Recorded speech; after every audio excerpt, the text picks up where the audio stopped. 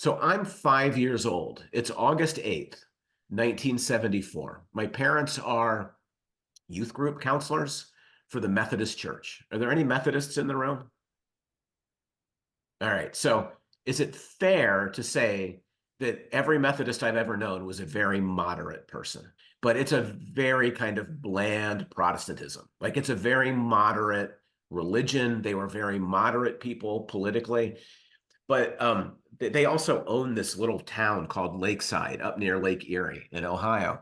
So my parents were mentoring this youth group. So they took the youth group and me and my brother to Lakeside. And one night, again, August 8th, I can tell you the date precisely, 1974, we all got called down to the cafeteria. Now, when I tell you this story, it had such an impact on me as a 5-year-old kid that I can still like feel and smell it as I tell you this story. So we all gather in what was the cafeteria in Lakeside. Imagine like the roughest cafeteria you can. It's a big open space and it's filled with picnic benches.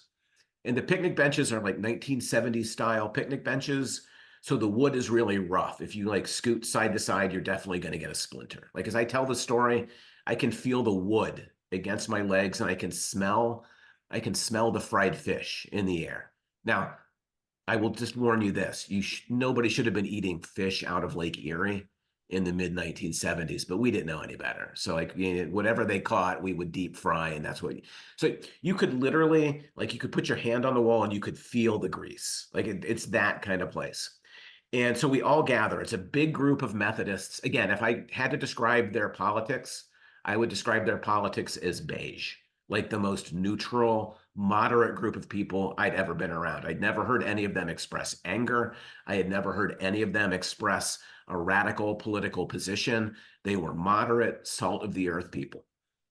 And somebody brought a tiny little transistor radio to the front of the room and they put it down on that picnic bench and they turned it on, and it was Richard Nixon, the president of the United States. And he's giving the speech in which he says he's going to resign the presidency. Now, I'm 5 years old.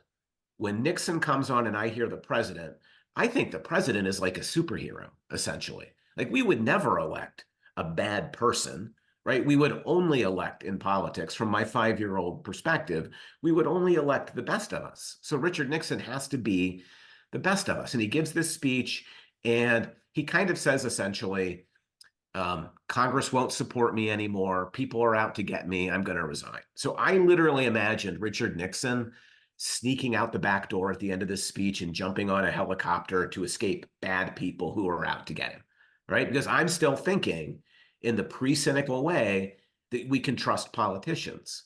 And then the speech ends, right? Nixon says, I'm resigning, and he leaves. I'm imagining him like making this mad dash out the back door, and the Methodists start clapping.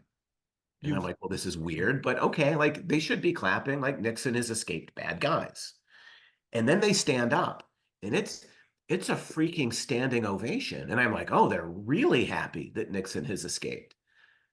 And then they stopped clapping and they started talking to each other. And I won't use the language they used because, you're high schoolers and I'm an adult.